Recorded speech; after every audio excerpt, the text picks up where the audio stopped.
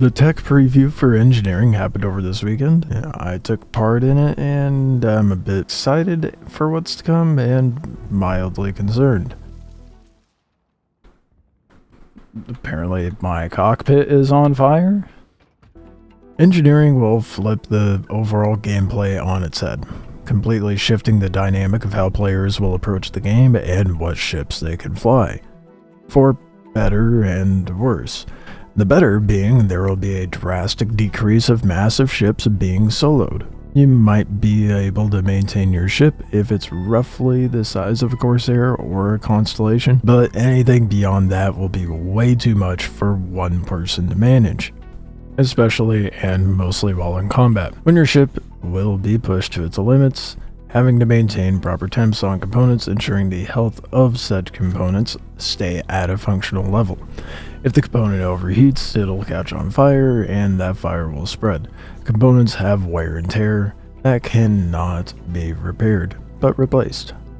Also, don't play a female character model, because apparently it's not possible for women to pick up a fire extinguisher in its current state. Grab the fire extinguisher. Grab it. Grab it. For whatever reason, we have sexist bugs in Star Citizen. The good news is if you're able to lift the fire extinguisher, the animation looks cool and is quite effective. At the engineering screen, you can maintain the ship's power allocation and life support room by room. Not every situation will require the same power allocation, and that especially goes for any ships with a single cooler installed on the ship, to the point of not even being usable. More on that later. So in nav mode, you'd want no powered weapons, and to just keep your quantum drive, life support, and maybe your radar on, as expected. However, in combat, that's where it gets a little more complicated. In the current live version of the game, you would need to put power to thrusters for faster boost regen, weapons for a larger ammo pool, or shields for faster regen of your shields. With engineering, that all remains the same, but the caveat is you would need to make all these adjustments while making sure things don't catch on fire. That all said, it seems like power supply is your Achilles heel. It's your biggest weak point, both for enemies to shoot, but also one of the first things that will heat up and go critical. Once that goes, you're dead in the water and can do nothing but wait for your demise. Granted, this allows more opportunity for boarding other ships. However, I feel the big flaw here is we need to have hull armor in place before this feels good. In its current state, ships feel far too fragile and quickly decommissioned. When in combat, you can aim for these specific components, but that seems to be a bit unrealistic. Unless fighting massive ships, you can target these using precision aiming. However, you're limited by the range of your weapons and your eyesight. So, personally, it's roughly 500 meters that you can distinctly see the component, but your eyes might deceive you, because you can actually lock onto it at the limit of whatever the range is of weapon you happen to have equipped. These ranges have changed compared to what the live version is. The new ranges are 900 meters at size 1, 1100 meters at size 2, 1200 meters at size 3, 1250 meters at size 4, and 1300 meters at size 5. This drastically shrinks the combat bubble down to such a small level, so dogfighters aren't going to be able to snipe big ships at a great distance, and big ships will be able to fend for themselves a little better. So with that said, CIG, here's a suggestion. This hologram up in the top right of our screen, or even in the MFD, make the part we happen to be targeting highlight it. We can see damaged parts, so why not highlight the part we are targeting? I mentioned ships with one color being not usable earlier.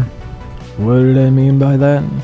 Well, as it stands, purely by existing, ships with one cooler, while in nav mode, the life support and radar burn up rather quickly. Why? Beats me. I thought maybe it was because it was too close to the quantum drive or maybe the power plant, but in the cutter, the life support's in the cockpit, away from the rest. So I have no clue what is causing this. The same issue arose with the Aurora, Intrepid, and Spirit, leading me to believe if a ship had anything less than 2 coolers, it was cooked. Literally. So much so you couldn't even fly from a major city to an orbiting station without overheating. Not the power plant, not the quantum drive, not even the engines, but the radar and life support would burn up. Makes absolutely no sense, and it goes without saying, this needs to be addressed.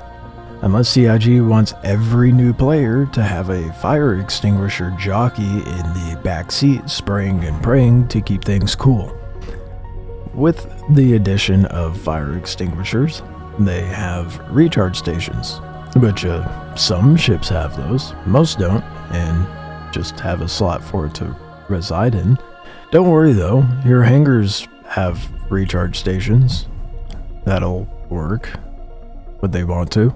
So in conclusion, engineering brings cool aspects and more in-depth gameplay with our ships, and limits the amount of big ships that can be soloed because you need a crew just to maintain said ship. Granted, the preview only showed what would change combat-wise, and not industrially, requiring us to group up until we get hireable NPCs. It's very much in its rough early stages. I personally would think that there would be some sort of impact in industrial gameplay, whether that be mining, salvage, or cargo hauling, the wear and tear of maybe the components we use, like the utility components for mining and salvage, or for those cargo haulers out there, maybe the more weight you carry, the more wear it brings to your thrusters and power plant, etc. That would make sense, but that was not in the tech preview. On the bright side though, they added a search bar for our fleet manager, and a toggle to show what ships are available at that landing zone. So that's cool, right? Completely necessary to have that before an improved inventory, or at least a search bar for our items, but a search bar for our ships. That's what we need. Anywho, I thought it was very cool, but there's a lot of red flags and a lot of work to be done with engineering. It concerns me that they hyper-focused on group-oriented ships and didn't do much with soloed ships like the starters.